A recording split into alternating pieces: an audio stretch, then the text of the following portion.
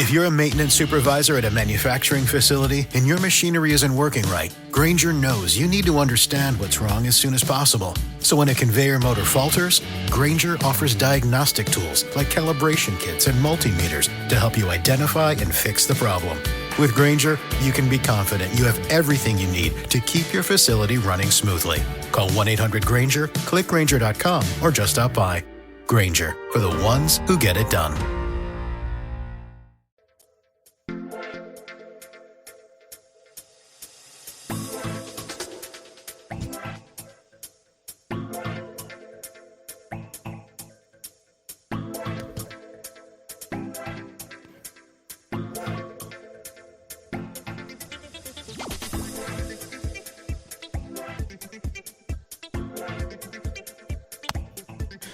What is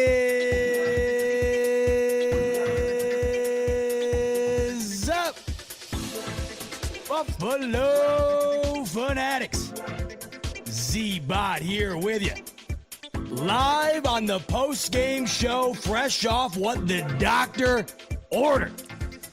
Buffalo Bills dominate the Carolina Panthers on the road in Week 8 to improve to 5-2. What a beatdown.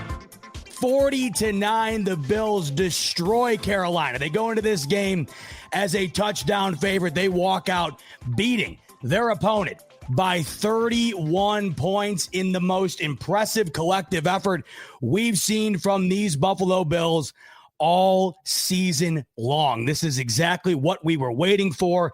It's what we got. We needed to see life from these Buffalo Bills coming off the bye, coming off 2 consecutive losses. Life is what we got out in Carolina this afternoon. An absolute decimation of a team that was on a 3-game win streak against a team that was running rabid on all of the lower-end rushing defenses in the NFL. The Bills stepped up and answered the call in many different ways in this one, but no more so than on the defensive side of the ball and on the ground game. That is what led the Buffalo Bills to completely topple over a Carolina Panthers team that was better than advertised. You go into this game and you felt maybe a little bit nervous. The run game for Carolina, it's been really good. They're on a 3-game win streak. They're better than what they've been in the past. Meanwhile, you've seen what the Bills have been up until the bye, and really throughout the first month and a half, they hadn't put together a full great football game. And you could argue with the pass game, which we will discuss in this episode, you could argue they didn't put together an entirely perfect game today. But in the NFL, it's almost impossible to have a perfect game, a perfectly well-rounded game in every facet. This is about as close as you were going to get. And this is exactly what we needed to see. We needed to see the Buffalo Bills bounce back in areas in which they've been deficient. And that's what I wanted to see. Not only did I want to see the Buffalo Bills win the football game, but I wanted to see the Buffalo Bills come out and prove that some of the areas that were clear struggles for them going into the bye had some improvement, had some life to them post those 2 consecutive losses. That is what we saw today. I had to do a little bit of solo dancing. Rico is out of town at a wedding. I'm sure he's dancing a little harder at that wedding, maybe having an additional drink or 2 at that wedding after what our Buffalo Bills did this afternoon. I know he had to have been watching somewhere. I don't know if he snuck off to the bathroom or if they had it on at the bar for him. Hopefully they did, but I know he found a way to get it in, found a way to watch it. We all watched it, and what we watched this afternoon is exactly what we were hoping we were going to see. And really, the Buffalo Bills in this one, they wasted no time. They really got out. In the first quarter, it felt like, is this going to be another one of those games, right? But you could tell early on it did feel a little bit different, even though the score didn't indicate it. It was only 3-0 after the first quarter. It still felt like their defense really showed up, right? It felt like the defense was going to be a problem today in a good way.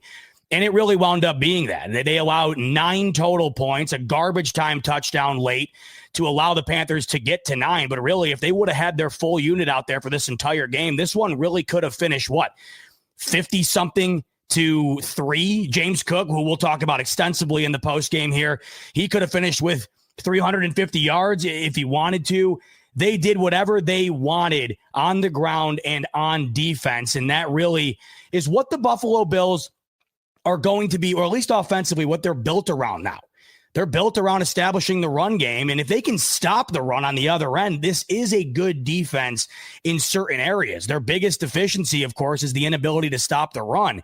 But when you do what they did today, hold that team that had been running all over defenses equivalent to Buffalo, when you hold them to 114 rushing yards, when you have a guy like Rico Dowdle who's been close to 200 yards in 2 of his last 3 games, that is a massive improvement, a massive, massive improvement. And then when you're running the ball the way you are on the other side of things, I mean, it was just an incredible display of complementary football, easily the best we've seen thus far through 2025. There are so many positives to take away. There are a few negatives, certainly. We'll talk about those too, because as you know, win or lose, we are constantly looking into what these games mean for the future. The Buffalo Bills, of course, have become a team where you don't necessarily judge them on a week-to-week basis, but you judge them based on what you see and what you anticipate what you see will culminate into in the biggest moments. When you come into the season as a Super Bowl favorite, when you come in as a 5-time defending division champion, you come in expected to get the 1 seed more so than you ever have been with Josh Allen at quarterback. You judge this team differently. And so we look at this game. There's a lot of positives to take away. There are some negatives we'll get into. But this is what you needed to see. You needed to see a Buffalo Bills beatdown. We have gotten one up until this point, and it was against the Jets team that is the worst team in the NFL until they weren't this afternoon. I got to tip my cap. Shout out to the unfortunate Jets fans who had not experienced a win up until this afternoon.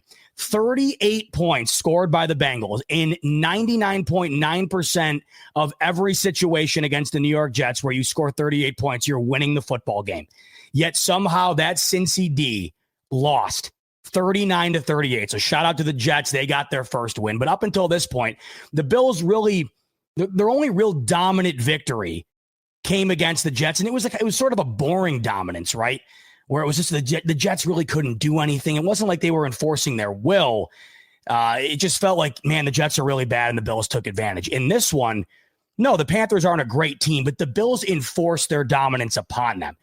It was just they came out and they completely eliminated any opportunity for this team to remain in the football game. Here are the stats to finish it. The Bills finished with over 400 total yards of offense. They held Carolina to just 244, 130 through the air, 114 on the ground. The Bills averaged just under 7 yards per play.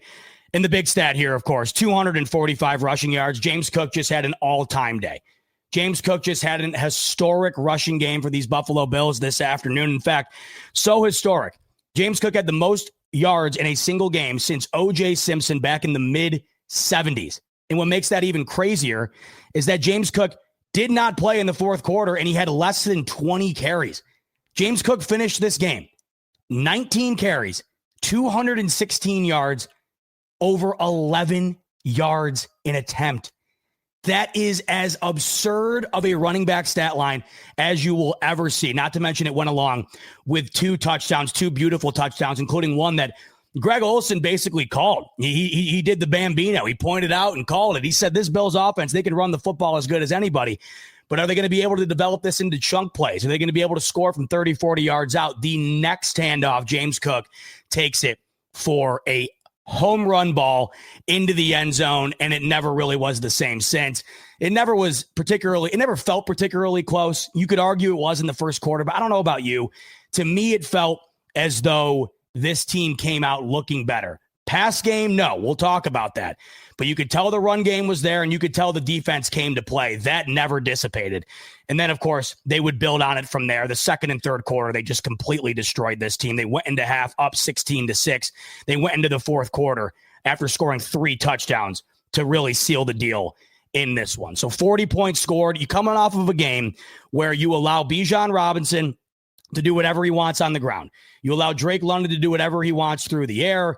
And the Bills could not score. Outside of their opening possession, a scripted drive, and their opening possession of the second half, another scripted drive, they didn't score a single point in between. 14 points. That was about as bad of an offensive performance as you'll see from this current iteration of the Buffalo Bills. To be able to come out and answer the call with a 40-point performance that really could have been at least 50 plus. I mean, minimum. This team put their backups in the second half. Mitch Trubisky comes in. Backups come in for the running back. Take James Cook out. Like I mentioned, James Cook, this seriously could have been a 300-yard game if they ran him into the ground 30 times. If they found it was conducive to having him come out of this game with a ball you'd send to Canton because of the historic performance. It still was historic.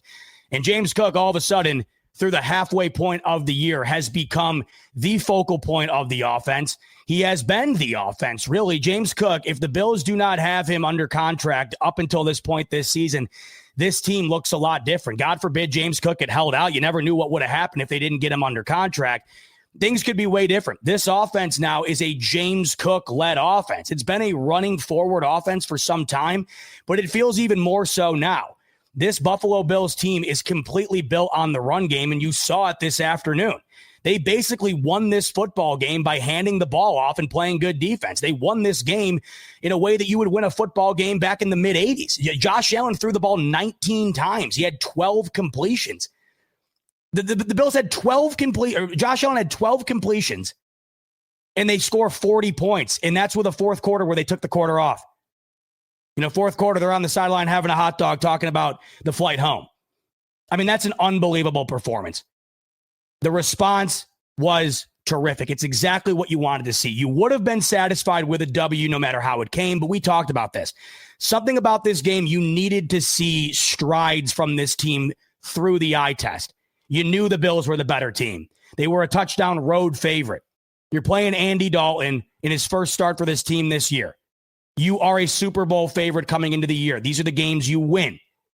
And you would have been satisfied with a win coming off of the 2 losses, no matter how it came. But this was what you were really looking for, even if you didn't want to say it, because I know it does feel there's an element of greed sometimes going into games where you're like, I just don't want to win. I want to dominate. Well, it is the NFL. These guys get paid too. And as I keep mentioning, the Carolina Panthers were no slouch. They come off 3 straight wins and they were running the ball as good as anybody in the NFL. And you would have thought coming into this one, as I did, as many of us did, this one was going to be closer than you would have thought 2 months ago because of what Carolina has been doing on the ground. That wasn't a factor today. Rico Dowdle, 8 carries, 54 yards. Chuba Hubbard, 12 carries, 34 yards. They would both combine for 84 yards. You go back to the last time we saw these Buffalo Bills and Bijan Robinson had what? $140 at half. You essentially held those 2 running backs who have been running rabbit all over everybody the last few weeks.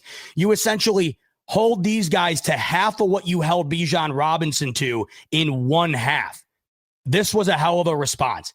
And it wasn't just in the run game. It was in every facet. They pick off Andy Dalton. They force a fumble on Andy Dalton. They sack Andy Dalton 7 times. This Buffalo Bills front was extraordinary. I hope to God Ed Oliver is healthy. Because right off the bat, yet again in this game, Ed Oliver was an impact right in on the quarterback, making havoc on the D-line. He gets hurt. Looks like it was a bicep-type injury. We're hoping for the best there. This Bills team continuously loses guy after guy defensively. More often than not, unfortunately, it seems to be pivotal guys. Ed Oliver, it doesn't get much more pivotal on this Bills D than him. Really hoping he's okay. Of course, he already missed a large chunk of the season as it is with another injury.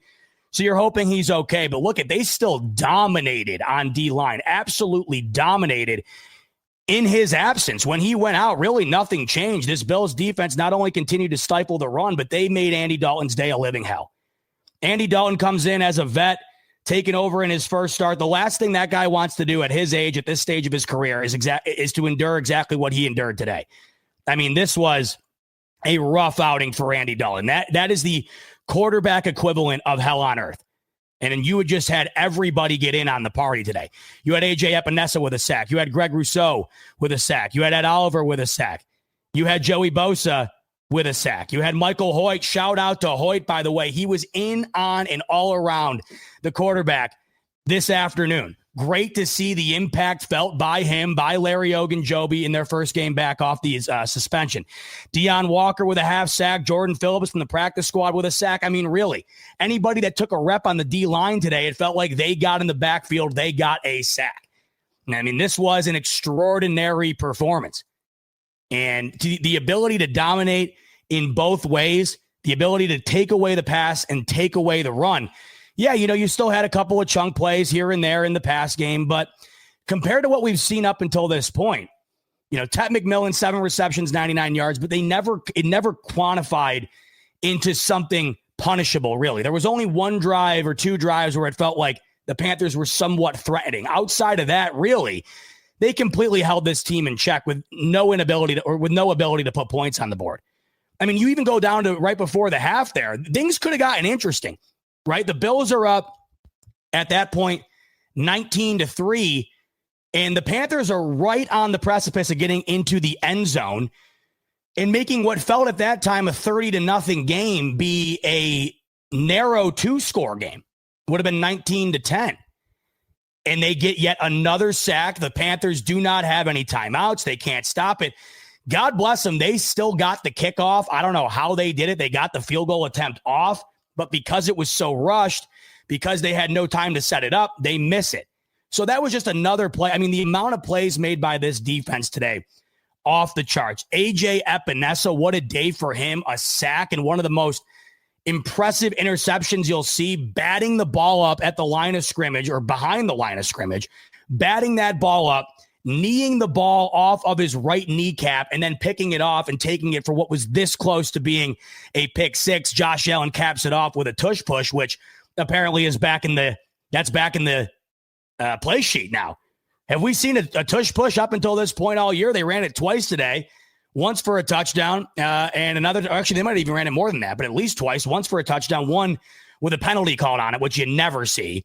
But that apparently seems to be back in the playbook. But AJ Epinesa, an incredible day. Greg Rousseau really set the tone early, forcing that strip sack or that strip fumble rather on Andy Dalton as he was scrambling to the right side. They really just dominated. This was such a fun watch, and the defense needed this, did they not?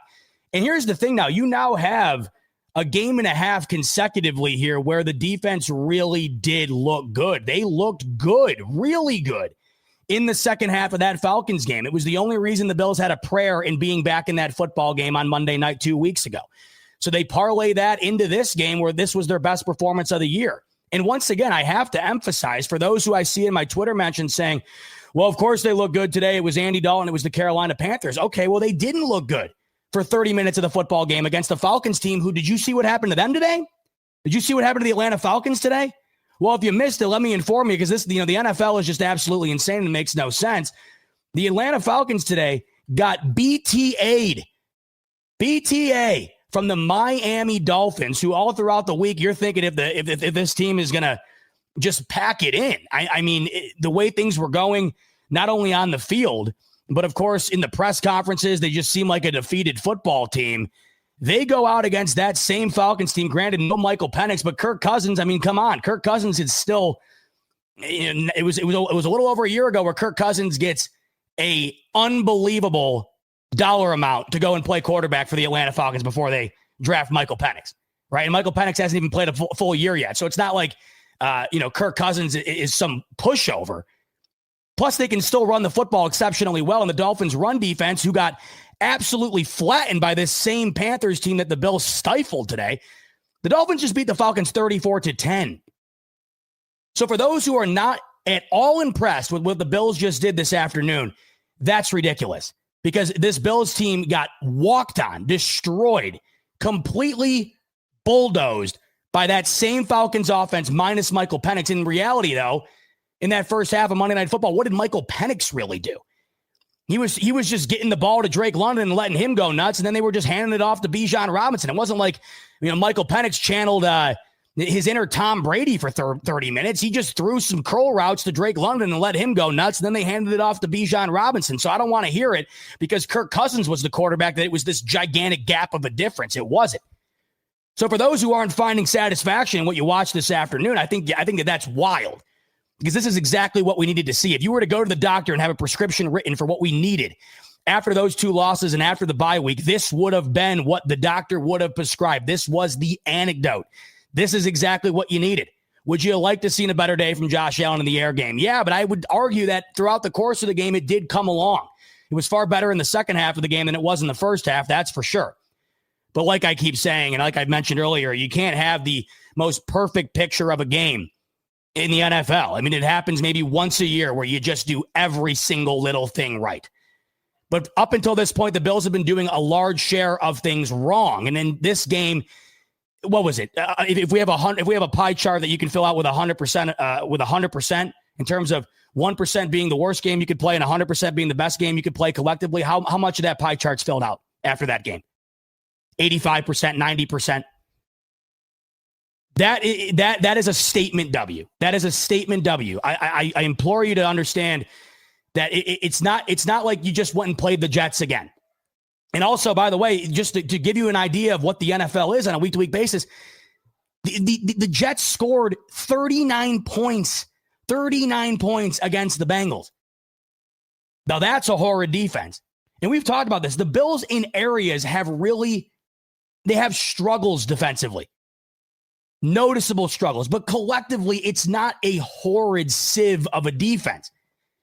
We've talked about this. It's these explosive plays that have done them in, and you can't say that they're an anomaly and you can't just overlook them. They're still a massive part of the game. It's why the D numbers are as poor as they have been in the run game up until this point. It's why they've lost a couple of these games. Right? But no explosive plays allowed today. They held that team in check throughout. And this is a bounce back game. I mean, this is a bounce back game in every way. In every way. And this has you certainly feeling a lot better about what you saw from the defense and this run game, this offensive line. The offensive line from the jump, you could just tell the push they were getting early, and it never went away. I mean, they were trucking the Panthers defense down the line. And the other thing too, don't get it twisted. The Panthers, it wasn't like they were coming in here with a Pop Warner squad in terms of their run defense. In fact, their run defense, by the numbers, noticeably better than that of the Buffalo Bills going into this game. You would never have thought that. If you didn't know the numbers and if you hadn't watched a game prior to this, you would have thought that the noticeably better run defense in this game, or just in general, the Buffalo Bills. The Panthers went into this game with a decent run defense. It was their biggest struggle in the defensive department was actually their pass defense going into this one.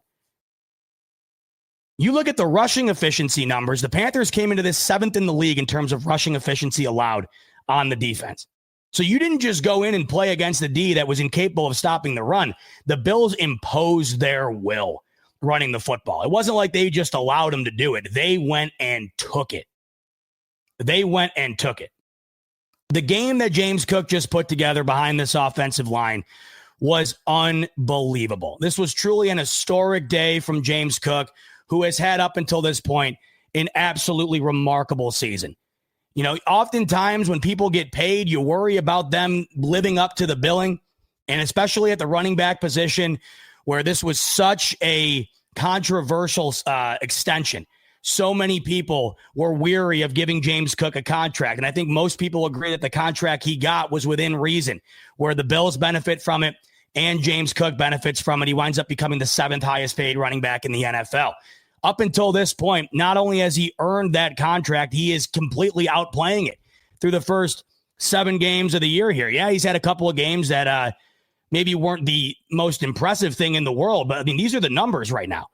I mean, these are the numbers. You got 107 carries for 537 yards and 5 touchdowns. The dude's been phenomenal. It's been absolutely terrific. And today, I mean, this was a show. They had no answer. They had absolutely no answer. And if that offensive line is going to continue to play like that, James Cook is going to he might be on pace to have an all-time running back season for this team, especially if they keep going to him. And here's the reality right now of this Buffalo Bills offense. They are going through James Cook. The Bills offense currently is going through James Cook and this offensive line. The Bills passing offense right now the Bills passing offense right now, for the most part, is pretty non-existent. It is very rudimentary, and what is working for them in that department, I don't think is consistent. It's a lot of screen passes and it's a lot of dunks over the middle. They are not completing balls down the field. There is no pass game in existence for this offense right now beyond 15 yards. It just really doesn't exist. Their best touchdown, of course, today through the air, or their best touchdown through the air all season came today, and it was to Khalil Shakir, and it was a curl route that, him being the yard after catch king wound up making something happen there, and House calls it. But that wasn't like it was some deep shot ball to Khalil Shakir for 60 yards and a score. I mean, he made that happen. The Bills right now are really incapable of killing you through the air. In fact, not only are they incapable of killing you through the air, they're really incapable of really doing much through the air outside of keeping things in around the line of scrimmage and right around the first down marker. Now, if they can continuously do that, then that's one thing. If you can continuously get Khalil Shakir the ball in the flat or on the outside and have him, take a 10-yard pass through the air and turn it into a 25-yard gain, well, nobody's going to be complaining. And I'm not sitting here complaining after this game. But there were some signs in this game that tell you that if you're not maybe playing a game where your defense is destroying the Carolina Panthers offense, and maybe you're in a game like next week where you're playing a Chiefs team that many would argue right now is the best in the NFL, and Patrick Mahomes is playing at an MVP level, many would argue that pass game that we saw on display today might not be enough. And I don't want to sit and harp on the negative that I thought we saw from that area of the game today, because in reality, it really wasn't needed. And, Josh Allen still finishes with 163 yards on 12 attempts. But also, I think we can all agree here, handful of moments in this football game where Josh Allen just flat out misses a wide open receiver. A lot of people want to blame the woes of the passing game right now on the inability for receivers to get open. And sure, that's part of it.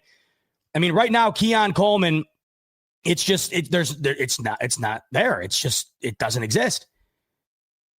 Had a couple catches in this game. One comes in late when Josh Allen's not even on the field. And Dalton Kincaid only one catch in this game, and it was probably their best throw of the game over the middle for a 23-yard gain. It was a somewhat deep shot compared to what they've been doing as of late. But, Khalil Shakir was the star today. It was great to see him have a breakout day. But of his 88 yards, he finishes with 88 yards on the game with 6 catches, and 54 of those yards came on the touchdown where he takes a curl route and House calls it. So the offense right now, it is James Cook, the offensive line, and then you're going to hope to get what you got out of the pass game today. Stuff around the first down marker, the line of scrimmage. I mean, Josh Allen had 12 completions today. How many of them were screens? 3 or 4 of them? And then how many of them were around the first yard marker or in front of it? At least half of them. I mean, really, at least half of them. Now, granted, once again, it was a game where you didn't need it. You didn't need Josh Allen to be Josh Allen. You didn't need him to throw the ball 35, 40 times. You didn't need him to have 300 yards or whatever else. But I think we saw some stuff today that has been, sort of correlated to what we've seen previously.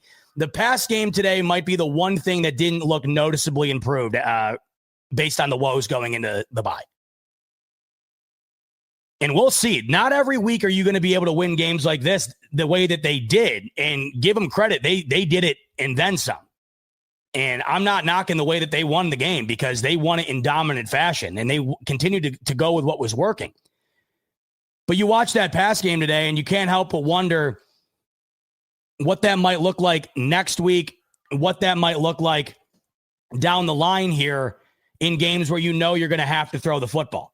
I mean, let's be honest. Once again today, Josh Allen, this is now 3 outings where it's not Josh Allen football. It's not 2024 MVP Josh Allen football. And really, outside of the heroic late game comeback in the Baltimore game, we haven't really seen that version of Josh Allen in 2025. Now, he is still Josh Allen. He still is one of the league's greats. And you're hoping that that's going to get tapped into as this season continues to move along. And if you are able to win football games as that is maturating through the ground, and if you're able to have defensive performances like this afternoon, It's going to be hard to complain, but there are going to come games where this team's going to need to air it out. And I'm worried about those situations right now because this is now becoming a theme where they are just not really capable of pushing the ball down the field through the air. And the only way that they're really able to get the air game going is by basically snapping it and immediately throwing it. Immediately throwing it. Now, I think Koala's making a good point. He's going, honestly, even MVP Allen wasn't airing it out. Let's be real. And you're right. There was not a whole lot of drop back, chuck the ball down the field, boom, Brett Favre style, hucking the ball deep. No, I get that. But this pass offense compared to last year is a shell of itself. And that's a fact.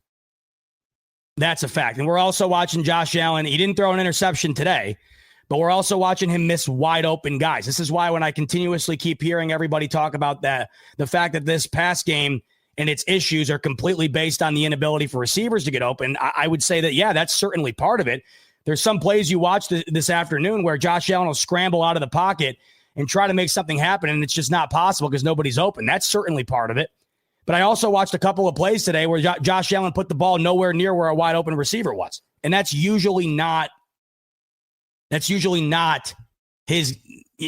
we're expecting. But if you can get this out of Shakir, right, and you can get the screen game working, then it certainly helps. But right now, it really does seem as though the Bills' offense is completely centered around the ability to run.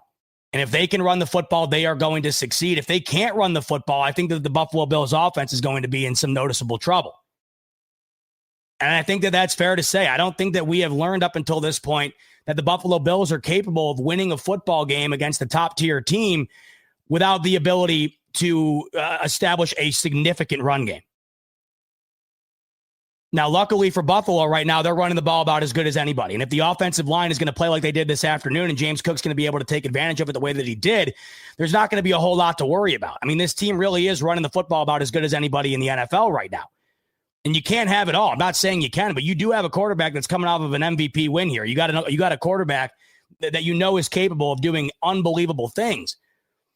And I'm not saying that today was necessary. You don't need it. You didn't need it today. But I will say that there were moments where they did try to get the pass game going, and it just felt like it was really difficult. And that's something that it's felt like for a while now. So we'll have to see. Will Brandon Beane make a move here at the deadline? Is that the solution? I'm not sure what is. I'm not sure what is right now. But I do think it's more. I think it's a collective effort here of.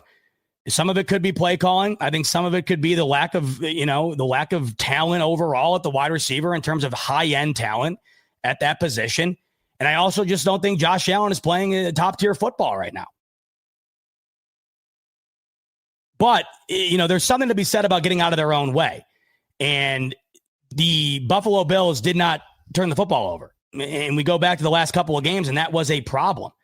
And it wasn't today. In fact, the Bills were doing exactly what we've gotten accustomed to them doing, and that's not turning the football over and then forcing turnovers on the other end. And they did that extraordinarily today. So I think that the one thing you take away from this game beyond the dominance, the one thing you take away is you're keeping a close eye on this pass game.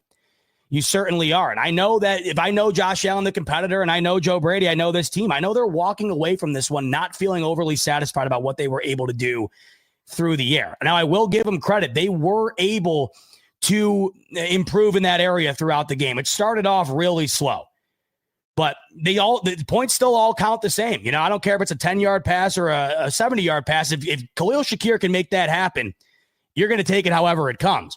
The thing of it is, though, is can we consistently rely on dunking it off to Khalil Shakir and then having him make magic and go 54 yards? I want to be able to see this team move the ball through the air consistently, and I don't think that we're seeing that right now. And I think you're going to come up against the team this upcoming week where you're going to be in position to need to do that. Every time you play the Chiefs, it's going to come down to a score. It's going to come down to the wire.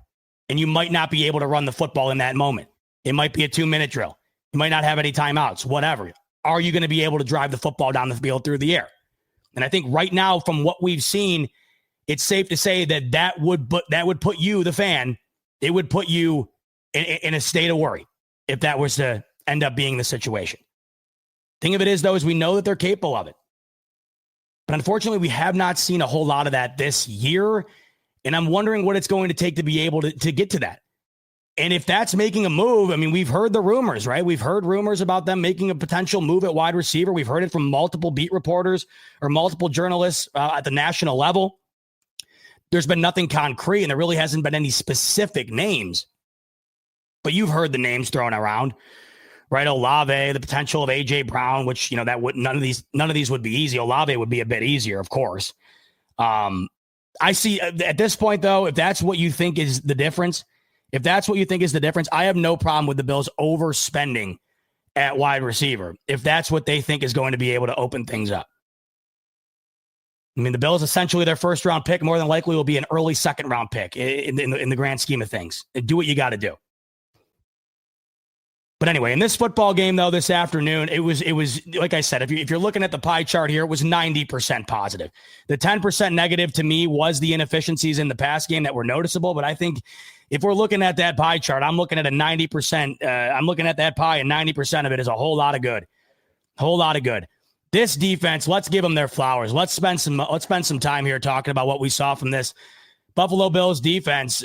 This is the unit of the team that is continuously dogged on. They are continuously blamed for all of this team's struggles, even if it's not necessarily warranted. And I looked at the last game that they played before the bye against the Atlanta Falcons, and I still saw people wanting to pin the majority of the blame of that game on the defense. While I do think that there is somewhat of an argument to be had to be able to make that statement, I do think that the Bills defense completely reversed the way that they were playing in the second half of that football game, while the Buffalo Bills offense was consistently mediocre to below that throughout the duration of that football game.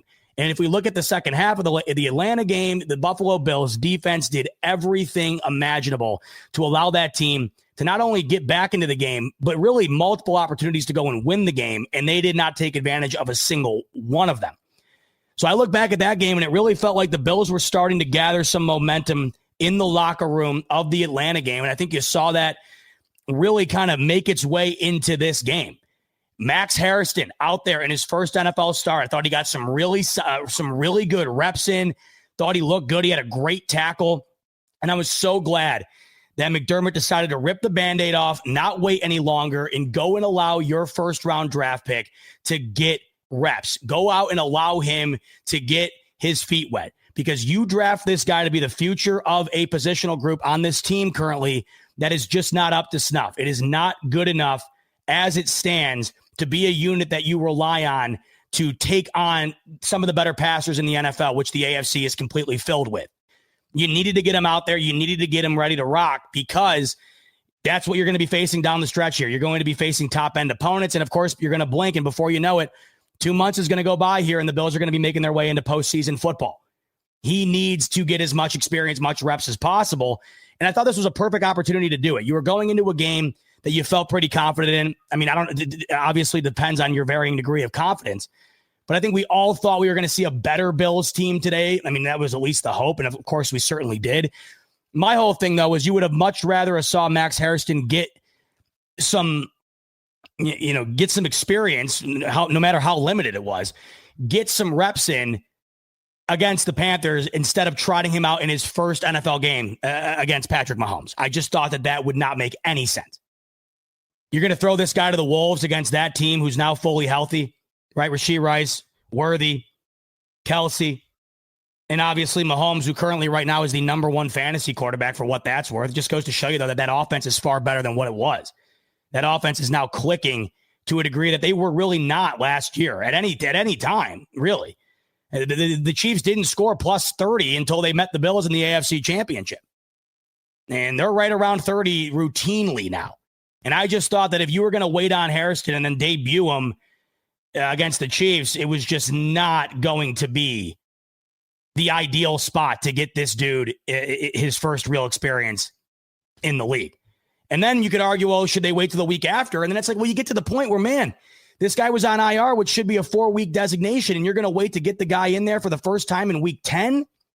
So, I think a lot of credit actually needs to be given to McDermott for just saying, you know what, we're putting the guy in today. We're putting the guy in today, and we're going to build from there. I give them credit, because I think that it might have, there probably was some discussion about whether or not it was the right time. You're coming off of 2 losses, right? You're coming off, you're kind of in a very tumultuous point of the season where fans have now spent the last 2 weeks pinpointing every inefficiency of this team and bitching and moaning because you now have 2 full weeks to sit on 2 consecutive losses. And the organization might be looking at it and saying, is it really the right time to trot a rookie out there and maybe potentially compound things because he's just not ready? I give them credit. I give them credit for putting him out there. And I give him credit, of course, for going out there and for what I thought to be a good debut. Obviously, there's nothing within the football game that I think stands out where you're like, oh, my God, this defense is completely different with Max Harrison now. But like I mentioned, had a couple of good plays, and it felt like he was moving around really well, which you love to see coming off of that type of injury. You know the speed that he possesses and brings to this team. I thought some of that was on display, and I was really glad the Buffalo Bills were able to get him back, or able to get him to debut in this football game and allow him to continue to build on that moving forward as you do take on some of the better teams in the NFL. How about Michael Hoyt? I mean, come on. The dude was noticeably he was noticeably wrecking up the D-line. This D-line in particular today, and maybe that was because of his presence and Larry Ogunjobi being back. Maybe just because these guys were back, the totality of the defensive line was able to completely dictate the football game as a result. Joey Bosa had a phenomenal game. Greg Rousseau had a phenomenal game. AJ Epinesa, Michael Hoyt, Ed Oliver before he got hurt. I mean, really pick your poison. You could have thrown a dart at the roster today on the defensive side of the ball on the front line. And if it landed on it, more than likely the guy that you landed on had a great day today. I mean, really, everybody was a part of the party this afternoon on the D-line. And Hoyt, I mean, I know he's been itching, right? That's a guy who's been itching to get back off that suspension. He comes in and noticeable, 1.5 sacks in his Buffalo Bills debut, right? Buffalo Bills debut for Michael Hoyt, 1.5 sacks to go along with the 7 total that this Bills defense had. It felt different defensively today. I mean, it really did. And I understand, even though I'm stressing that this Panthers offense is no sieve. I understand it's not, the Ravens with a healthy Lamar, and it's not the Bengals with or without a healthy Burrow at this point. My God, they're with Flacco, they're scoring at will. I understand. But once again, I mean, this is a team that was running the football as good as anybody in the NFL the last near calendar month here. And they really never let them get going, ever. They had a couple of decent runs. That's going to happen when you have one of the better running back rooms in the NFL. But in terms of what the Bills have been allowing on the ground up until this point, this was pretty much dominance. And then you couple that with what they were able to do through the air. It was unbelievable. I got my beautifully, Caroline, you want to come in? I look crazy. Here's Caroline, 15 days away from Baby Bot. And we're very, very excited. 2 weeks from tomorrow. 2 weeks from tomorrow. Oh, my God. Now, you had a question for me. What was that question? Do you want Thai food? Chloe's ordering some. Oh, wow. What do you think? I don't know. I'm so full. I'm not eating, but I just want you to get mad that you were Thai foodless. Chat, let me know. What are we thinking? Thai food? I don't know. I'm not really feeling it. That's fine. I just want to make sure you I got some chicken wings in the fridge. I'm going to throw them into the air fryer. Okay, I am seeing a very interesting chat here. And Michelle, this is nothing against you. I just want to make sure we're confirming this from everybody because this is very interesting to me, and I appreciate you pointing this out. And if anybody else heard this, let me know. Michelle, he's saying, hey, Z-Bot, I just saw that they asked McDermott if it was him calling the plays, and he said it was him and Bobby. Now, you're saying the majority was 97% him. Did he say that? Or is that what you're inferring? Either way, if he's playing a role in the play calling, that is something. That is something of note here. Because as I mentioned, you're talking about a first half in Atlanta that couldn't have been worse defensively. I mean, it really couldn't have been worse. You are getting just completely flatlined through the air and on the ground. Then all of a sudden they go into the locker room They come out for the second half, and Bijan Robinson's a non-factor. Drake London's a non-factor. They have, 85 yards of total offense. They don't score a point until a late field goal. And I think many people were questioning at the time whether or not McDermott took the play calling over at half in that game, because how else could you explain away such a massive change in efficiency and production? Now you go into this game 2 weeks removed from that, and this is their best defensive performance in a long time. If anybody else was able to get any notes on that, or maybe I can just take to Twitter here and see if I can find out anything additional, because I think that is something. What does that mean for Bobby Babich, and what does that mean for our expectations of this defense? Yeah, here we go. Shout out my man Alex Brasky. He's got it up on his Twitter. It literally popped up right when I went over to Twitter. Alex said that McDermott said, McDermott reveals that he and defensive coordinator Bobby Babich have called plays together this season. But was that a known thing up until this point? I don't think it was a known thing that they were working together. I don't know how new that is, but I do think that is new. And McDermott says, quote, "Me and Bobby have done it together, and that will continue." Look, I don't care if Bobby Babich is calling it, if McDermott is calling it, if your grandmother's calling it. If it's going to look like it did in the second half against Atlanta, and it's going to look like it did today, do it. I don't care. I don't care if you got Johnny from Cheektowaga calling in into the booth and sending down plays, through the transmission system. I could give an absolute rip who the hell is behind who the mastermind is behind the play call. Because if it's going to look like it has the last game and a half here, this team is a problem. That defense is going to look like it has the last game and a half. That is going to be a problem for the opposition. They shut down the Panthers today, the entire game, and they shut down Atlanta for a half last week.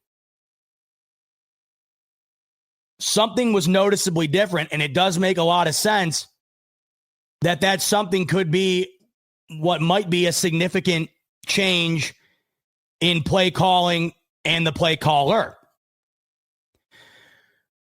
Before this was brought up, and by the way, Michelle, shout out to you bringing that up, because I think that is awfully interesting, and maybe we'll learn more about that as time goes on here going into tomorrow. We'll talk about it more on the smoke break tomorrow night. But I was talking about Michael Hoyt in this D-line, and look, I was excited to see what Hoyt had. There's something about him where he just seems like a guy you want on your defense. He's just got that in a good way, that lunatic element where most good defensive players have that, where it just feels like, man. Buffalo Fanatics, what's going on? This is Pierre the Kingpin, and I wanted to talk to you today about Cigars International, which is the ultimate destination for premium homemade cigars. Known as the industry leader, Cigars International offers the largest selection, unbeatable prices, and a customer service experience that's second to none. Whether you're new to cigars or a seasoned vet, Cigars International makes enjoying cigars easy, approachable, and fun. Cigars International is the go-to retailer for all things cigars, with the biggest selection of premium homemade cigars available anywhere. Cigars International offers unbeatable deals and discounts, making it easy to stock up on your favorite or try something new without breaking the bank. With fast free shipping and their 100% satisfaction guarantee, you can shop with confidence knowing that Cigars International stands behind every order. They have good relationship with vendors that helps provide great low prices. Whether you're new to cigars or a seasoned pro, Cigars International makes it easy to find the right cigar with helpful guides, staff reviews, and expert advice. It's not just about cigars. Cigars International also offers a wide range of accessories and more to elevate your smoking experience. Check out the great deals every day at cigarsinternational.com. That's cigars, CIGARS, international.com. Use code FANATICS at checkout for 20% off your order of $50 or more, plus free shipping. Or visit www.cigarsinternational.com/fanatics and the discount will automatically apply. Again, use code FANATICS at checkout for 20% off your order of $50 or more, plus free shipping. Or visit www.cigarsinternational.com/fanatics, and the discount will automatically apply. If you're a custodial supervisor at a local high school, you know that cleanliness is key, and that the best place to get cleaning supplies is from Grainger. Grainger helps you stay fully stocked on the products you trust, from paper towels and disinfectants to floor scrubbers. Plus, you can rely on Grainger for easy reordering, so you never run out of what you need. Call 1-800-GRAINGER, click Grainger.com, or just stop by. Grainger, for the ones who get it done. I wouldn't want to go up against the guy, basically. He just seems like he has that ability to unleash. And I really do think we got an extraordinary debut. This is a guy that hasn't played football in months. And look what he did today. 3 tackles, 1.5 sacks. He hit the quarterback twice, tackled for loss, and of course he had a forced fumble as well. I mean, this is an unbelievable debut. And I don't know if we can quite quantify yet how much of an impact these additions are going to make. And they could not have come at a better time. When you're now adding Michael Hoyt, you're adding Ogunjobi, and you got Maxwell Hairston back healthy and inserted into the lineup. Jordan Poyer now elevated too. Jordan Hancock got a little bit of burn this afternoon. You mix that up with what looks to be, some sort of noticeable change behind the defensive strategy and the play calling. All I can say is we're watching a trend upward. I go back to the game prior to the bye, and I look at the second half, and I look at this game, and that is, if this is a stock, I mean, we are literally about to file for bankruptcy going into halftime of the Falcons game until all of a sudden the banks bail us out at half, and all of a sudden now we're starting to, we might be on the buy list again. Now, of course, we're going to need to see more consistency, and we're going to need to see an elongated example list here. But I think we were all in agreement in the fact that we just wanted to see improvement. And I think we are seeing noticeable improvement. Over the last game and a half, this Bills defense has been noticeably better. And this was their best performance in a while. Yes, it's Andy Dalton. I can't stress this enough. This team has been running for 200 plus yards on everybody the last month. And not just everybody, but run defenses that were in the basement with Buffalo going into this football game in Dallas and Miami. That was the Bills. I mean, if we're talking about, you ever see those memes where they got the different characters at the lunch table? Where would you sit? The lunch table for the Bills defense would be they'd be sitting with the Cowboys and the Dolphins at the bottom of the run defense basement. And you wouldn't have known that this afternoon. There are interesting developments throughout this defense right now, with guys being back, and then what seems to be interesting change behind play calling. And I don't know if we'll ever get the full revelation here in terms of how much has changed between the play calling of Babbage being transitioned to McDermott, how often this was occurring prior to last week at halftime or 2 weeks ago at halftime.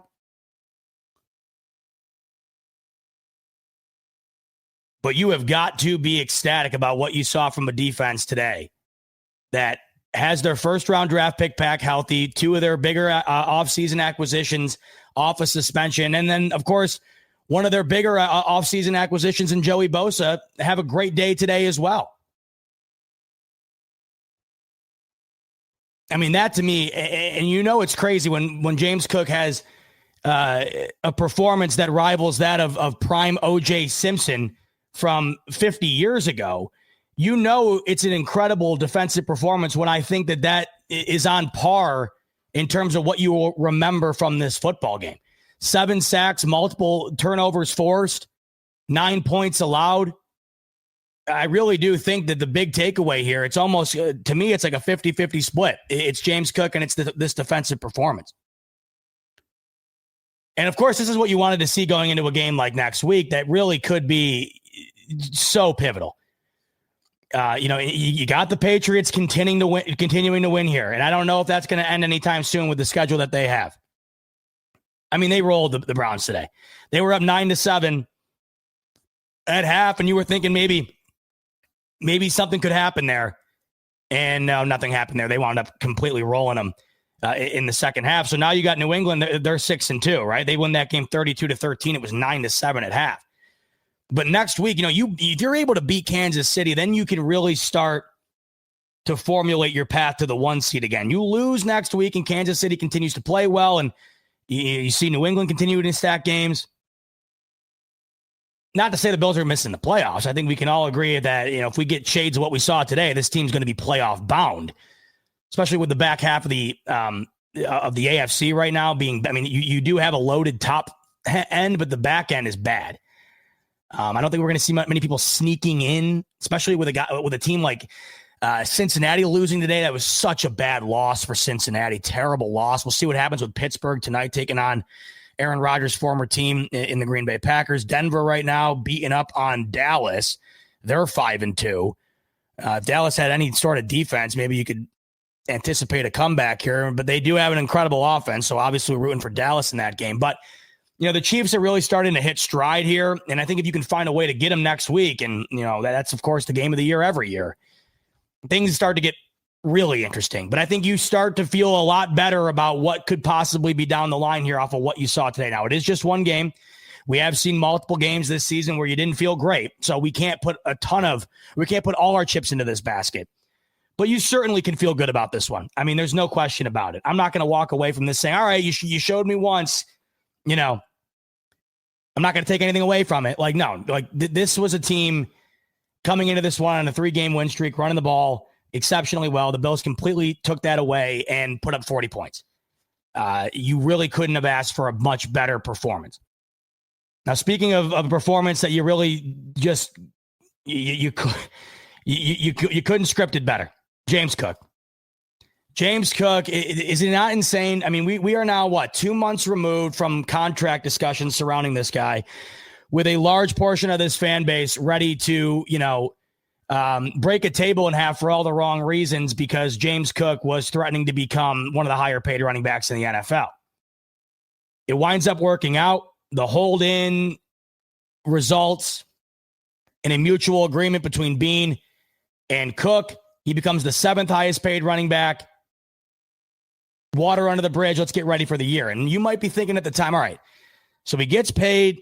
He doesn't have a full offseason under his belt because of the hold-ins and whatever else. I mean, what's this going to look like?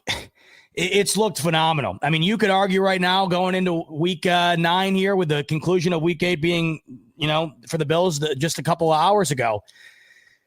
James Cook's looking like a bargain right now, which is nuts. And I think that even the most hardened James Cook contract hater, I didn't really know anybody who didn't like James. Everybody likes James Cook. But there were plenty of people who did not like the idea of paying James Cook. And I think even the biggest hater in terms of those on the side of the fence that were stressing that the Bills should not pay James Cook, I think most of those people today are saying, man, mouth and foot moment, because this is what you paid for. You're getting better from him now post-contract than you did with him trying to earn the contract. He had an incredible year last year, led the league in touchdowns, over 1,000 yards. He had 1,000 yards the year prior. He's well on pace for 1,000 yards again. And, he is the offense right now. The guy's looking like a bargain right now at the 7th highest paid running back in the NFL.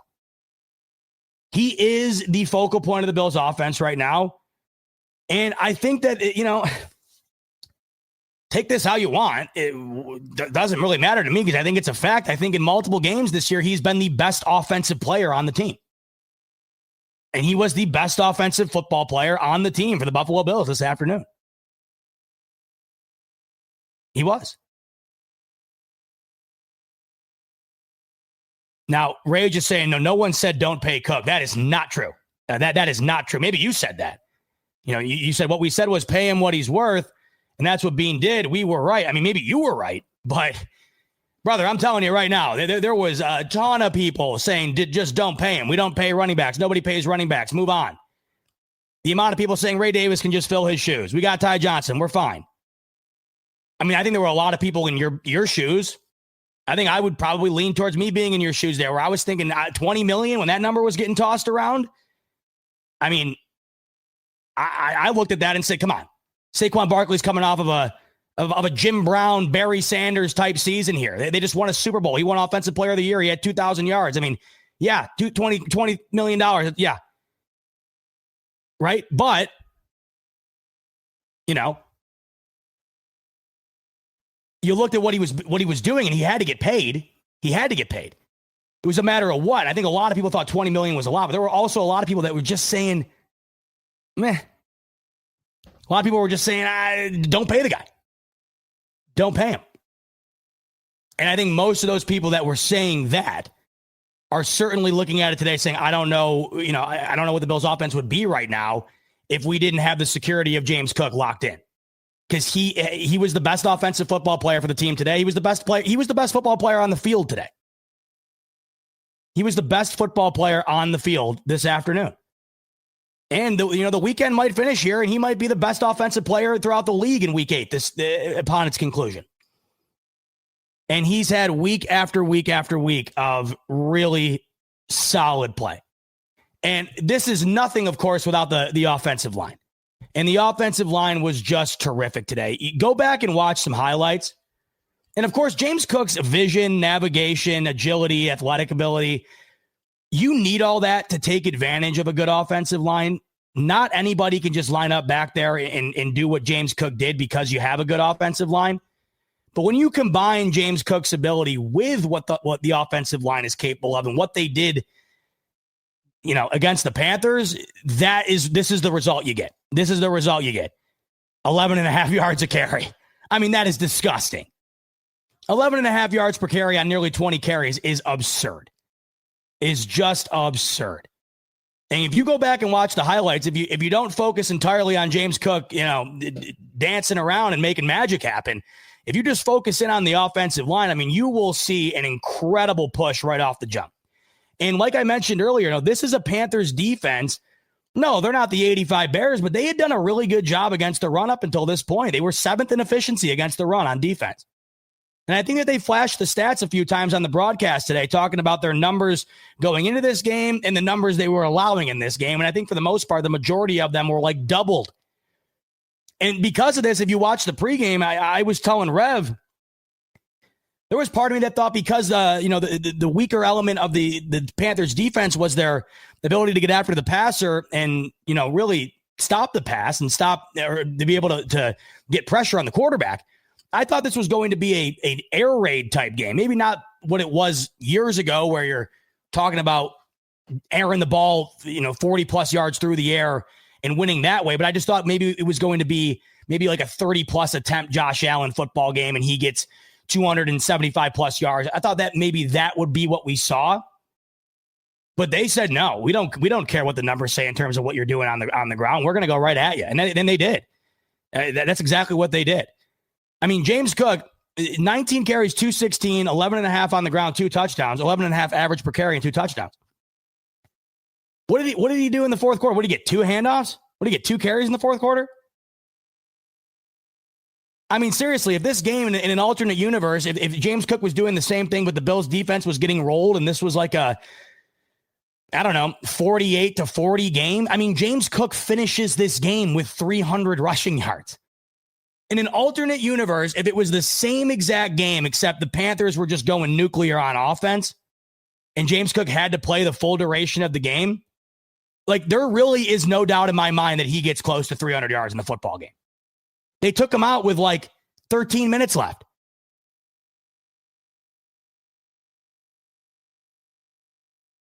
The guy was unbelievable. You're almost getting bored with it.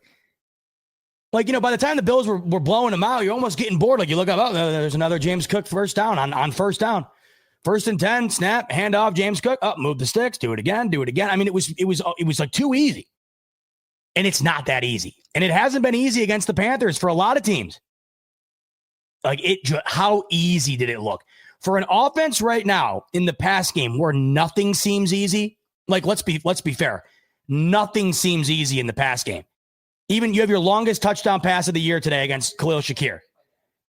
It still had to come from an amazing play with Khalil Shakir making a guy miss and taking it to the house. I think Caroline's got something she wants to share on speakerphone over here. You got something you want to share with the audience, honey? I'm so loud, yet she's choosing to sit right next to me. We are in a house with God knows how many rooms, yet she chooses to sit 5 feet from me, and I'm the loud one. Yeah, I'm loud. The Buffalo Bills just won 40-9. I might get a little louder. Should I turn it up? No. And she's over here on a conference call. You're screaming at nobody. I'm not screaming at nobody. I'm screaming at 1,700 plus Buffalo Fanatics right now. I'm comfortable. You're comfy? I'm comfortable. Well, that's all that matters. Seamus is saying, hey, why did they have Keon Coleman return a punt? I could not tell you. I don't know what that was. And he got smacked on that too. I don't want to see that again. And if the Bills wound up losing this game for whatever reason, that's one of the big talking points we'd have. I don't know what's going on with Keon Coleman.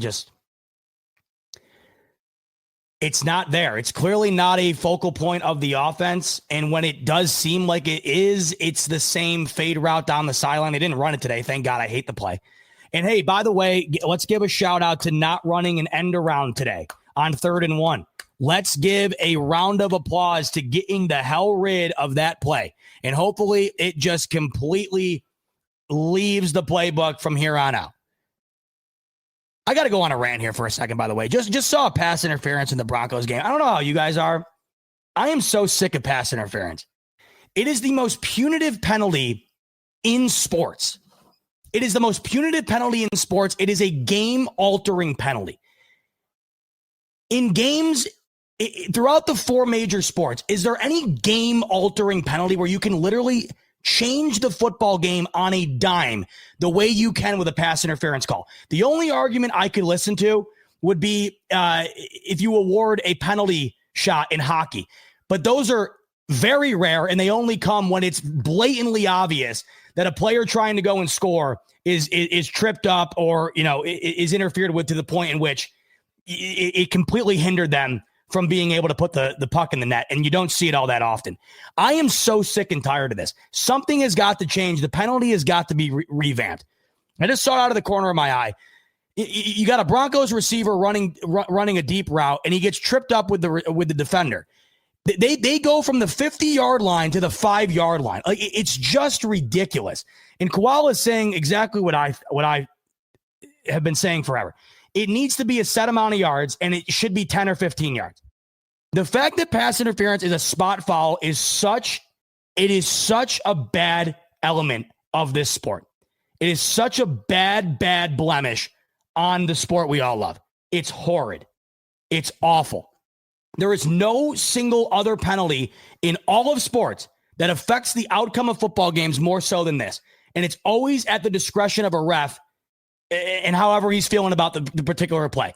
You can't review it. And God knows we knew how much of a debacle that was when you could review it. They never overturned one of them. I mean, it's a joke. You have an incomplete pass with a guy who gets caught up with the defender and falls over. You have an incomplete overthrown ball turn into a 60-yard gain. And I've been wanting to just bitch about this for a while because I am so sick and tired of it. It ruins the sport. It ruins the sport. It flips games on a dime. I'm so sick of it. And then, you see these rules analysts come on. And they'll explain why it might not be a flag. This happens all the time now. Rules analysts will come on, explain 7 different reasons as to why a flag is or isn't a flag. Then you'll see the crew come out on the field and say the exact opposite of what they said. And this is the argument that I always get made back to me, right? And this is I get it. If you lessen the penalty, defenders will just tackle receivers on deep balls when they get beat. It still should be an automatic first down, 15 yards. I'm more so then you have to just live with it, I guess. It's going to be part of the football game to me, because you're going to have to live with that. Because the fact that the way that it is right now, there are far too many errant calls that are flipping a game. They're just flipping the football game. Now, I see what you're saying. I do. But there's got to be another way. There's just got to be another way. I've always had this idea in mind. If you're a defender, it's almost like personal fouls, like to combat what you're talking about here, where, defenders would just tackle their opponent during a route. To combat that, you would only be allowed a certain amount before you have to leave for a series or something.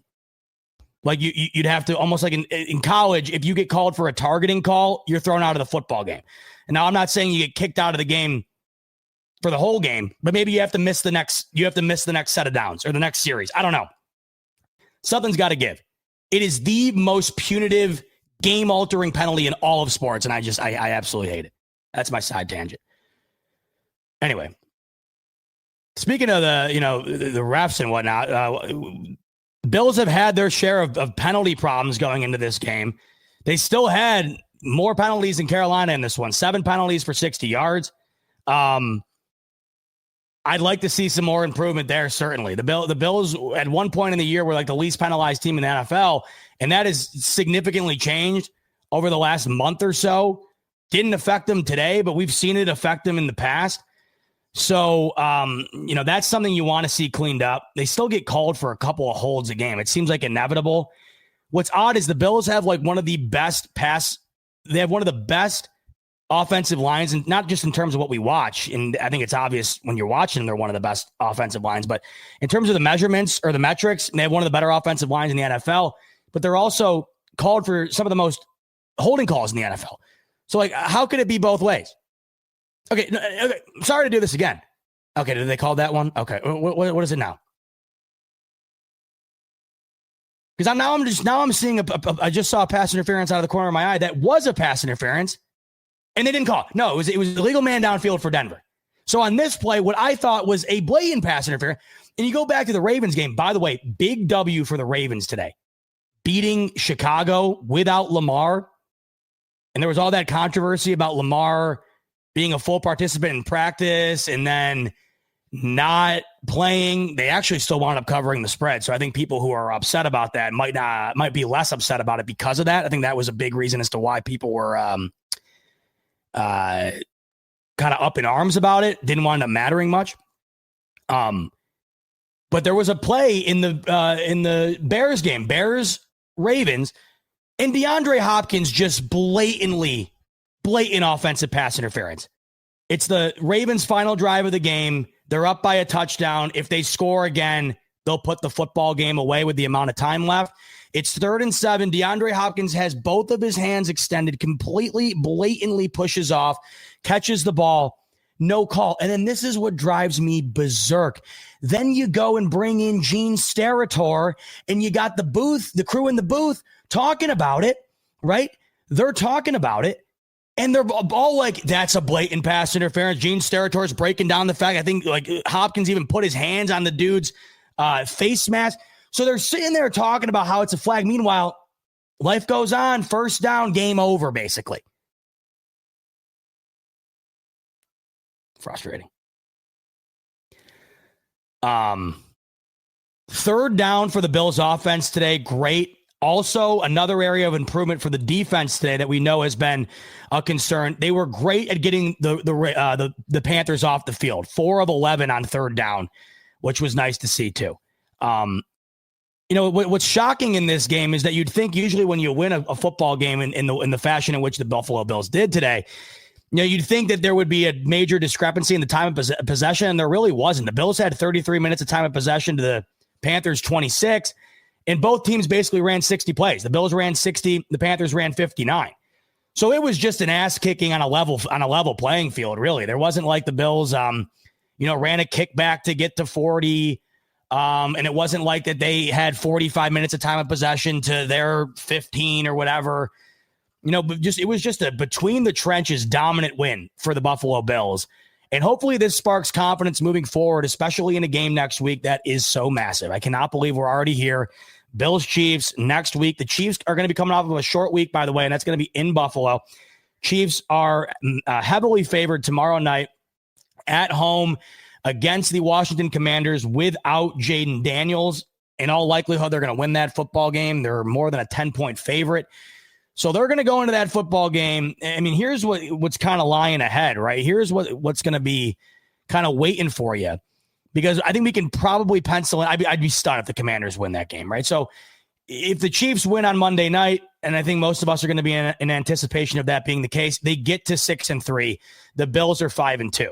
So if the Chiefs beat the Bills, right, then they're 5-3. The Chiefs are 6-3. And after their start, that was not what you would expect out of a Chiefs team, that doesn't lose one-score games. All of a sudden now they have the tiebreaker on Buffalo and are a half game ahead.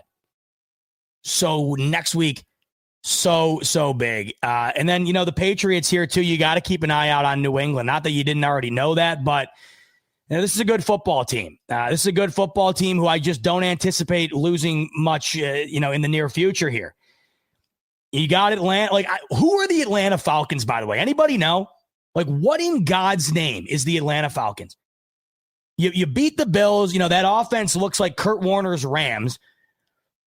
And then you prior to that, you lose 30-0 to this same Panthers team today outside of Bryce Young. But once again, that's a team that wins on the ground. You lose 30-0 to them. Bills beat them 40-9. I don't know what Atlanta is, honest to God. Atlanta makes absolutely no sense to me, but that's who New England plays next week.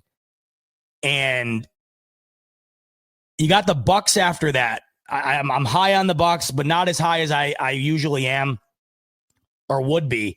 They're so injured. They have so many injuries. Now, right now, their biggest concern, they're on the goal line, by the way, against the Saints. They're up 7-3.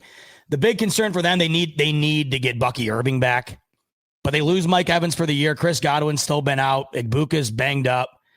They need to get healthy, but that's who the Patriots have in 2 weeks. So you have the Falcons, the Bucs, the Jets, the Bengals, the Giants, the Bills again, which will be huge. And I would anticipate by the time that game rolls around, I could see that game being flexed, to be honest. It's a December 14th game, so I believe that is week 15. That's going to be big. That game is going to be huge. And then, they play the Ravens. Lamar will obviously be back.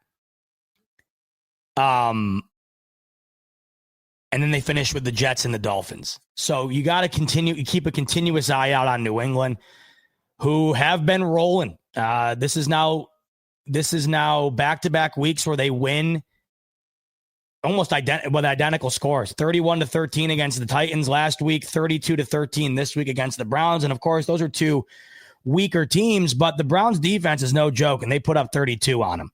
And Drake May's playing really well. My God, today, Drake May, 282 yards on 18-24 complete, 18-24 for 3 touchdowns. He had a pick as well.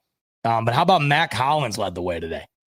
89 yards. Stephon Diggs was non-existent, but he didn't need to be the former Bill to step up with Mac Hollins, who showed up as I don't know if you guys saw online, he showed up as a inflatable chess piece to the facility. I miss Mac Hollins. I freaking love Mac Hollins. Oh, yeah, Cody's making a good point. What's up, Cody? Yeah, Myles Garrett had 5 sacks in that game. I don't understand why Myles Garrett went back there. Why did he go back there? Why? Any team would have paid him. Maybe not every single team could have given him exactly what he wanted, but he could have had a short list of legitimate contenders that he could have went and got paid similar money from and gone and done something here with his career from the team perspective. The guy's one of the best I've ever seen play the position. And from the team perspective, it's going to amount to nothing. And it's such a shame. It's really such a shame. It's going to be I don't want to say it's wasted. Because he's an all-time great, a Hall of Famer, but from the team perspective, which is what the league boils down to, what more can you say? They've done nothing with him. Nothing.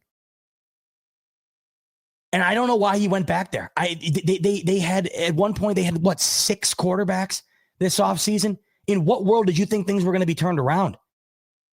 I get money. Listen, at the end of the day, it is a job, and get what you can while you can. But I think that you could certainly argue that similar type of money would have been found elsewhere, and it would have been it would have resulted in a better chance to have some team success by the time he hangs it up. I mean, it's just you hate to see careers that are this dominant get fizzled out from the team perspective because of the inability to do anything around them. I mean, the perfect example is Joe Thomas from that same team. Joe Thomas, one of the best offensive linemen ever. I mean, I don't even did he even win what did he win? Maybe one playoff game? Maybe? I have no idea.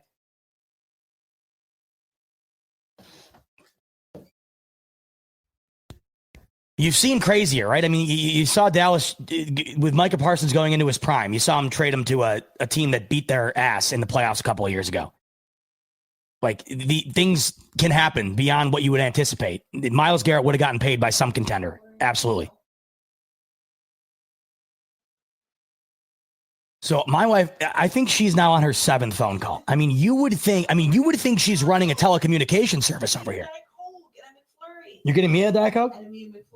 All right. Now I'm on the payroll. And you're getting a McFlurry? Right now, wait, Chloe, it's MP16. Making money moves over here. Business moves. Shit, Brandon Bean should bring you in and have you working the phones before the trade deadline. Holy Hand saying, what up, Bot? What up, Holy? Good to see you. Yeah. Good to see all you in here, by the way. Nearing in on 2,000 of you in the building. I'll give Rico everybody's best, of course. He wishes he could be here. I know he really wishes he could be here now after that W.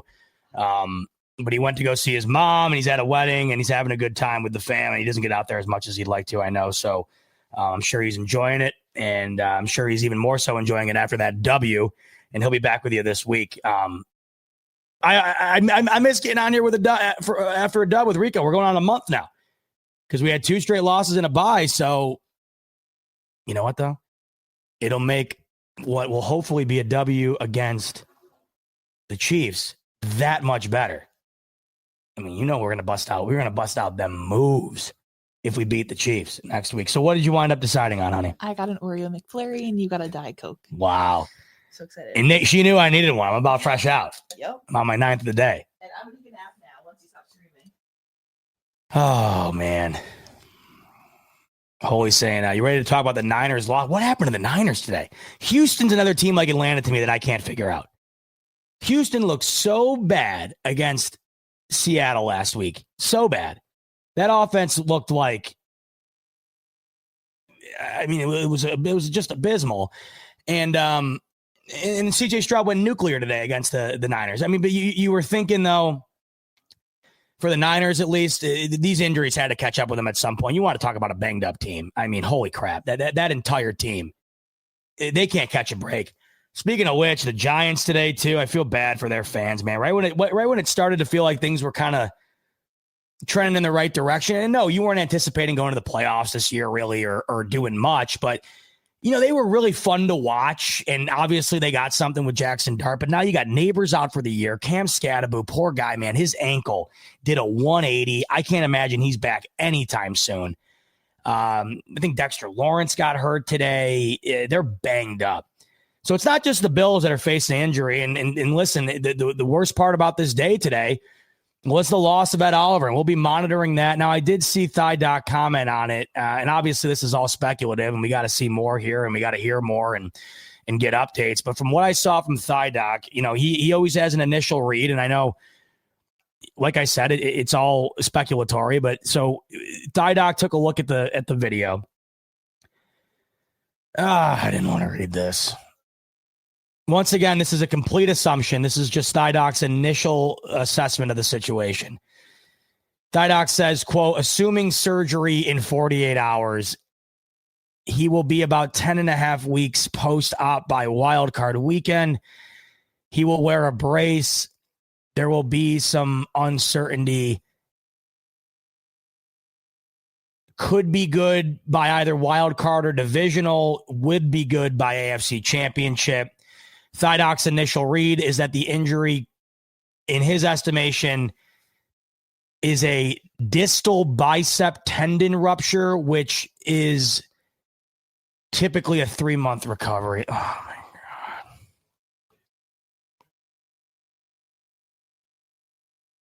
God. And it's even more of a bummer. And once again, I hope, and nobody hopes they're wrong, by the way, more than Thigh Doc, believe me. He's just doing his job. But if it ends up being surgery worthy, right when the guy thought he got off to such a hot start in that Ravens game, right? Like comes out, boom. Then he gets a sack today, comes out looking good. I mean, and you know what? It happens to him. He got tackled, man. He got tackled on that play. He got tackled from behind trying to make the tackle on I think it was Hubbard. Oh, my God. Bo Nix just threw a dot. They're about to go up 27-10 unless the flag brings it back.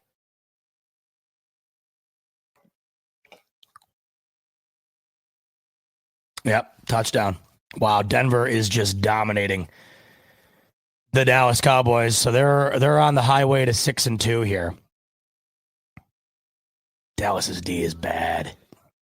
Bad. But yeah, that's such a bummer to read this. And we'll keep an eye out, of course, for confirmation on what this will end up actually being classified as.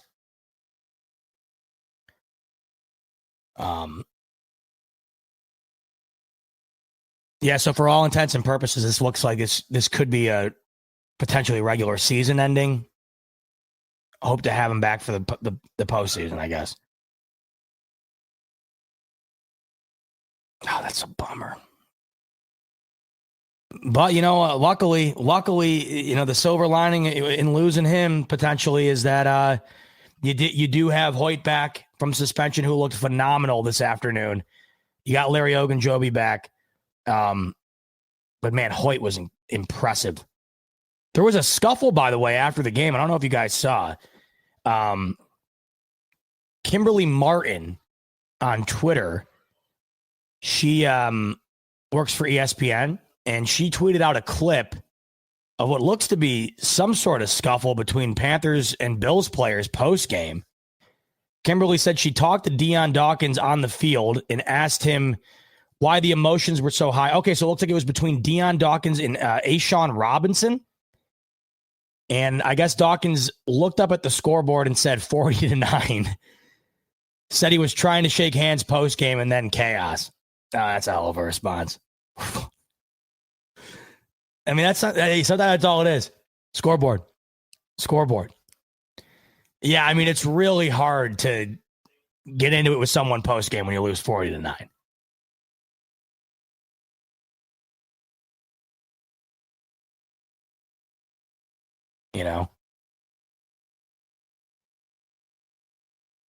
Joe Brady tweets out his 1-0 tweet. Good to see that again. James Cook tweeting out #Bills win with a little cookie emoji. Love it.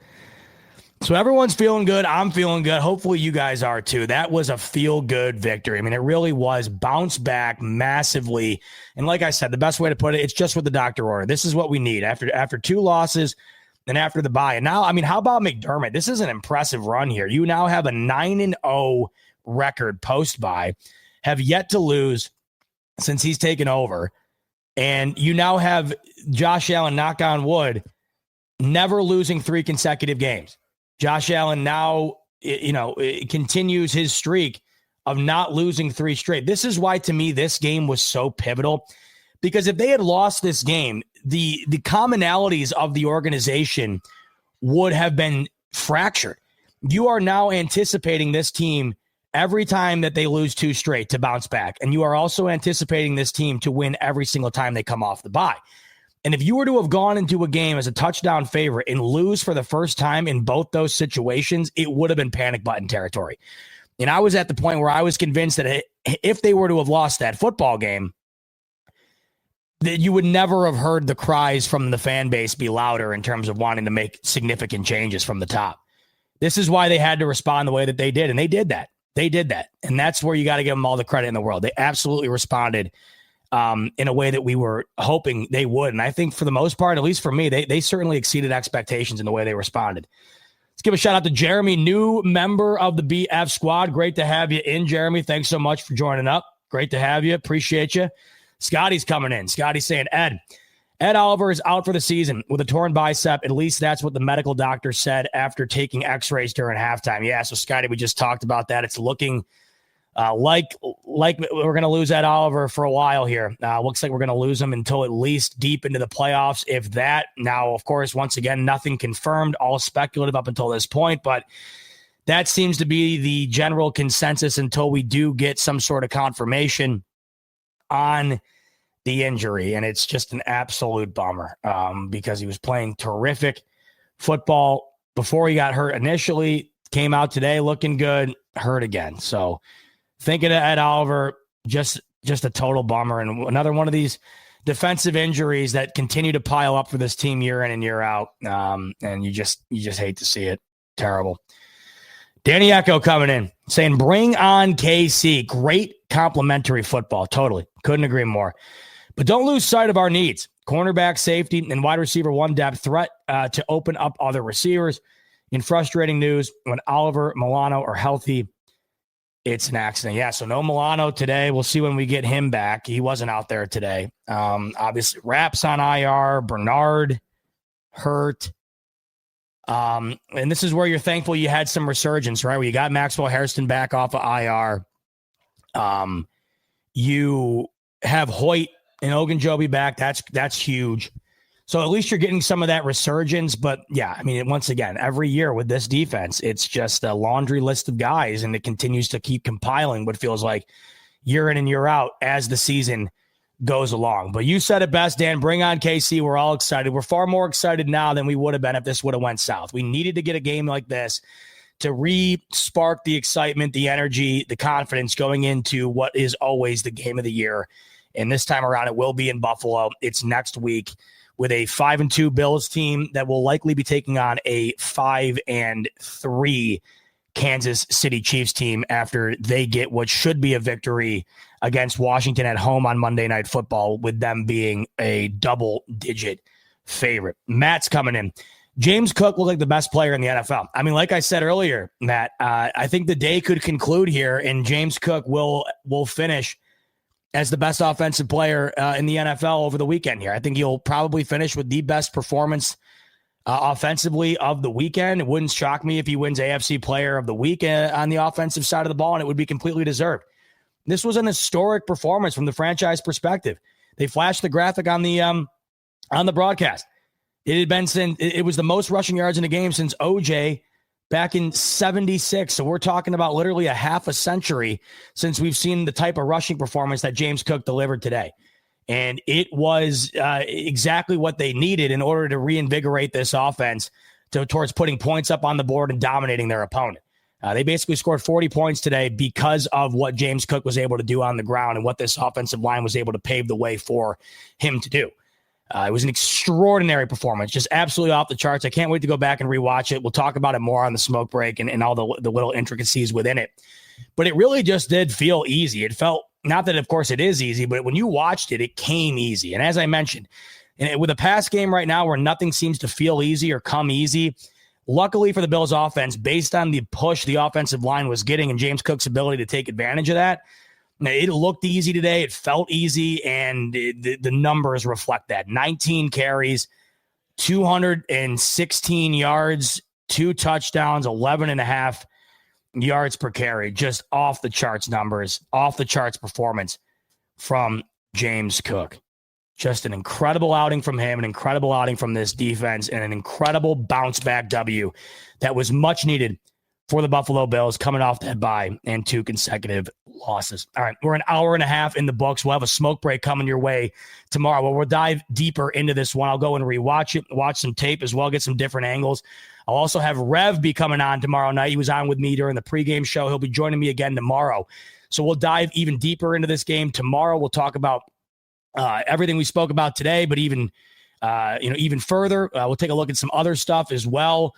We'll talk about the week coming up, and of course the Chiefs being on the other end. It's the greatest week of the season. It's the most, it's just the most anticipated week of the year. Even if you're not a Bills or Chiefs fan, it just is. It's Bills Chiefs week. So we'll dive into that, and of course, like I said, we'll get even further into this game, and we'll talk about what was the Bills' most dominant W of the year, and it couldn't have come at a better time.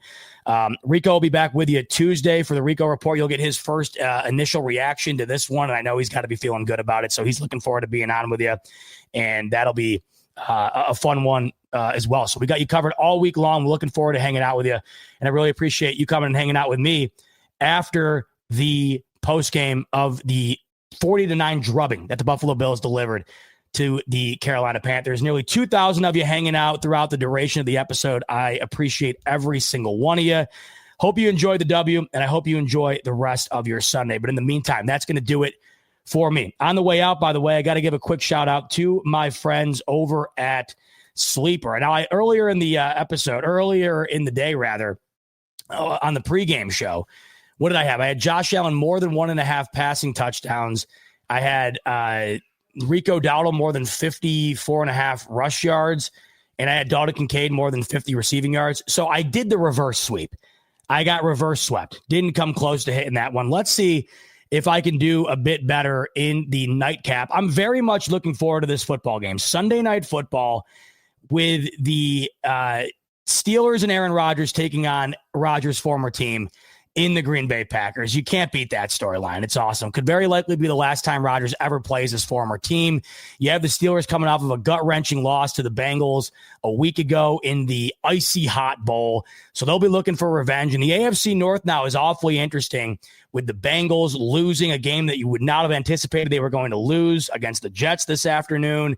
You have the Ravens getting a W against the Bears without Lamar Jackson. So that division's really heating up. The Steelers are at the top of it right now, and they'll look to continue to pave that path towards winning the division tonight. So, all right, here are the numbers. I got to go with it. Aaron Rodgers, more than 222.5 passing yards. I know he's going to be dialed in. He has to be. You just got to be. I'm going to do Josh Jacobs with more than a touchdown or more than a half touchdown here.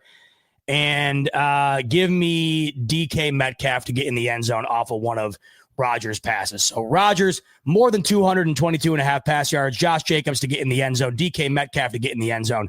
That's good for a multiplier of 3.5. Do you want to tell that play? Or, of course, create your own. Link is in the description below. Click that and sign up for Sleeper. When you do, you will get a 100% match up to $100 on your first deposit using the promo code BF25. And before you even make your first deposit, try out Sleeper completely free. You download the app, you create an account, you will instantly get a free $20 credit to use on tonight's game or whatever game you wish to be able to try it out, check it out, and move on from there. So check out Sleeper today. Link in the description below. Terms and conditions apply. See Sleeper's terms of use for details. Currently available in over 25 states. Check out Sleeper today. All right. Much love as always, everybody. Nearly 2,000 of you in here once again. Much love and appreciation to each and every one. Big W. Hope you enjoyed it. Hope you enjoy the rest of your football Sunday. I will see you back here tomorrow for the smoke break on the Buffalo Fanatics YouTube channel. In the meantime, enjoy the rest of your evening. Much love and go Bills. If you're a maintenance supervisor at a manufacturing facility and your machinery isn't working right, Grainger knows you need to understand what's wrong as soon as possible. So when a conveyor motor falters, Grainger offers diagnostic tools like calibration kits and multimeters to help you identify and fix the problem. With Grainger, you can be confident you have everything you need to keep your facility running smoothly. Call 1-800-GRAINGER, click Grainger.com, or just stop by. Grainger, for the ones who get it done.